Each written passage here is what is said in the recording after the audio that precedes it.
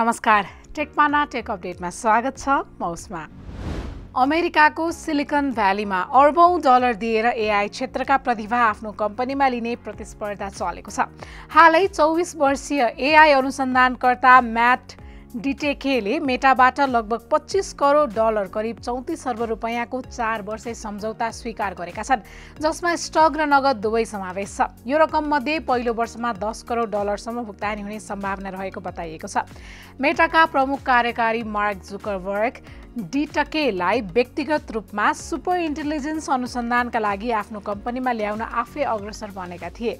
वर्सेप्टका सह-संस्थापक डिटकेले सुरुमा मेटाको करिब 12.5 करोड डलरको सुरुवाती प्रस्तावलाई अस्वीकार गरिदिएका थिए। त्यसपछि जुकरबर्गले त्यसको दोब्बर अर्थात् 25 करोड डलर अफर गरेका थिए।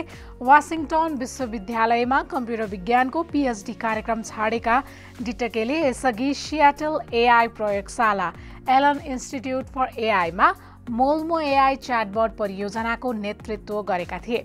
मेटा, ओपन एआई र गुगल जस्ता ठूला एआई कम्पनीहरूमा तलबको लगभग कुनै सीमा नै छैन। सन् 2022 मा ओपन एआईले च्याटजीपीटी च्याटबट सार्वजनिक गरेपछि एआई प्रतिभाको माग भत्तै बढेको छ। यतिखेर एडभान्स एआई सिस्टमहरूमा प्राविधिक ज्ञान र अनुभव भएका व्यक्तिहरूको गम्भीर अभाव छ, जसले गर्दा नै यो आकाश छुने तलबमानलाई बढावा दिइएको छ।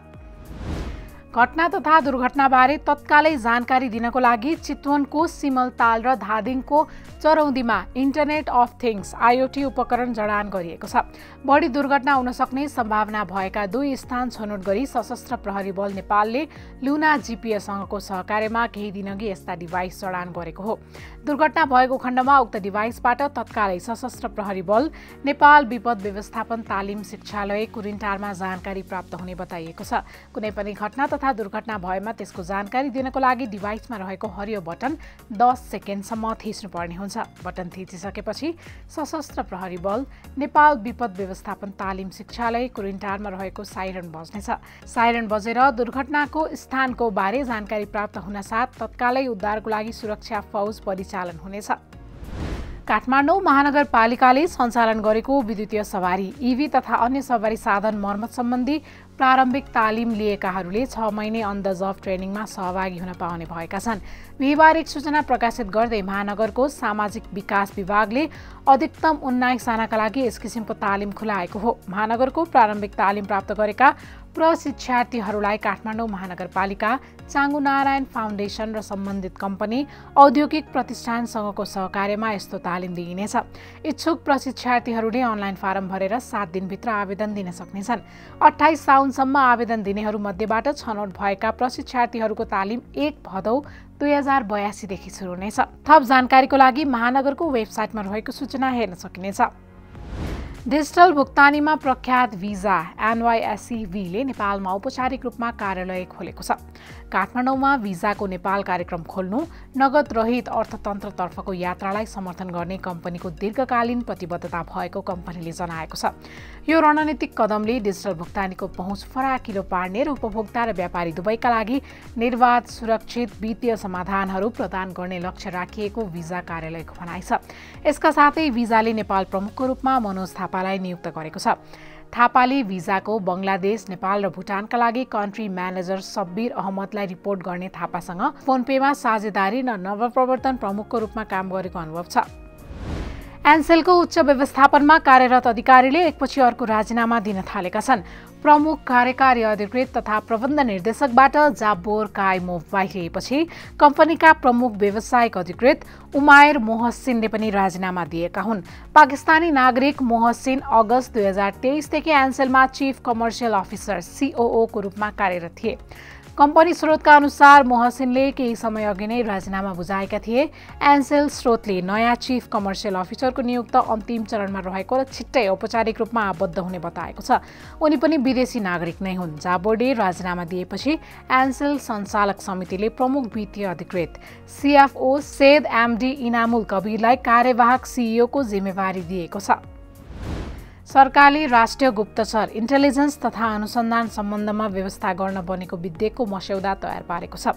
प्रति गुप्तचरी कार्यको व्यवस्था, प्रविधिको प्रयोग, गोप्य अभियान सञ्चालन, सूत्र परिचालन, प्रमाण सङ्कलन तथा सोधपुछ लगायतका पेशागत काम गर्न कानुनी अधिकारको व्यवस्था गर्न भन्दै विधेयकको मस्यौदामा कसुर तथा सजायलाई समय सापेक्ष प्रस्ताव गरिएको छ।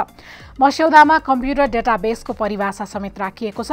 कम्प्युटर प्रणाली वा कम्प्युटर नेटवर्कमा प्रयोग गर्ने उद्देश्यले अक्षर, छवि, ध्वनि वा श्रव्य दृश्यमा औपचारिक तवरले तयार पारिँदै गरेको वा तयार गरिएको वा कम्प्युटर प्रणाली वा कम्प्युटर नेटवर्कद्वारा कम्प्युटरमा सुरक्षित गरिएको सूचना, ज्ञान तथा अवधारणा वा निर्देशन समेतको अभिलेखको रूपमा त्यसलाई परिभाषित गरिएको छ।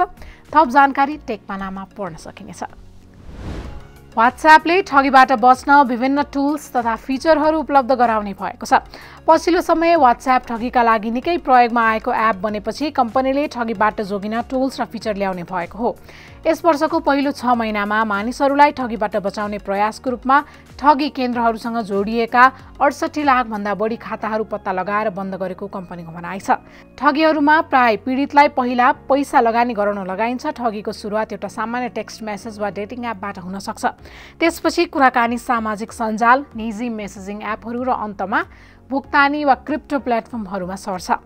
स्क्यामबाट बच्नका लागि व्हाट्सएपले चाँडै नै केही टुलहरू थप गर्ने भएको छ। ती टुलहरू ग्रुप च्याट र व्यक्तिगत च्याटमा प्रयोग गरिने कम्पनीले जनाएको छ।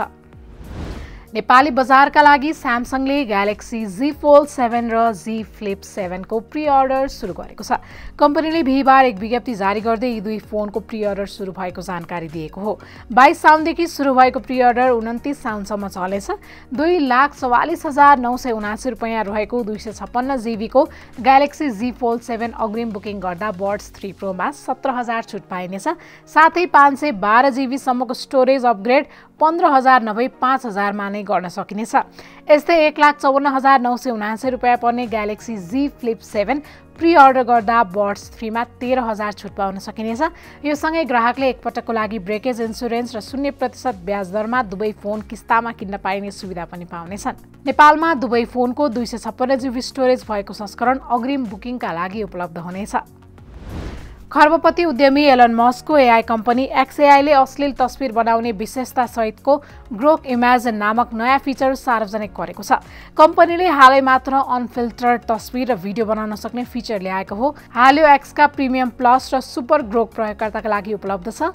मस्कको अन्य एआई टुल जस्तै SAI ले पनि सीमा तोड्दै प्रयोगकर्तालाई अश्लील नट सेफ फर वर्क सामग्री बनाउन अनुमति दिने गरेको छ।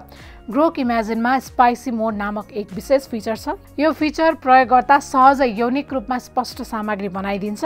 विशेष गरी महिलालाई आंशिक नग्न रूपमा देखिएको तस्बिर बनाउने गरेको छ, तर यसमा केही सीमाहरू पनि छन्। गुगलले आफ्नो मेसेजिङ प्लेटफर्म गुगल मेसेज मार्फत PDF फाइल शेयरिङ गर्न सकिने सुविधा ल्याएको छ। यो सुविधा विशेष गरी RCS बिजनेस मेसेजिङ RBM का लागि डिजाइन गरिएको हो, जसले व्यवसाय र ग्राहक बीचको सञ्चारमा ठूलो परिवर्तन ल्याउने अपेक्षा गरिएको छ। RCS को विस्तारले परम्परागत SMS को प्रयोगलाई लगभग अन्त्य गरिसकेको छ। यसले अधिकांश मिडिया आवश्यकताहरूलाई सहज रूपमा पूरा गर्न सक्छ, तर व्यवसायहरूलाई अझै पनि PDF फाइलहरू पठाउन इमेल वा अन्य इन्स्ट्यान्ट मेसेजिङ एपहरूको सहारा लिनुपर्ने बाध्यता थियो। तर अब गुगल मेसेजमा रिच कार्ड्स मार्फत सिधै PDF फाइलहरू पठाउन सकिने भएको छ। हाललाई PDF शेयरिङ सुविधा भारतका व्यवसायहरूका लागि उपलब्ध गराइएको छ। टेकपाना टेक अपडेट आजलाई यति नै। प्रविधि सम्बन्धी विभिन्न जानकारीको लागि टेकपाना हेर्दै गर्नुहोला। आजलाई भरि म उसमा बिदा हुन्छु। नमस्कार।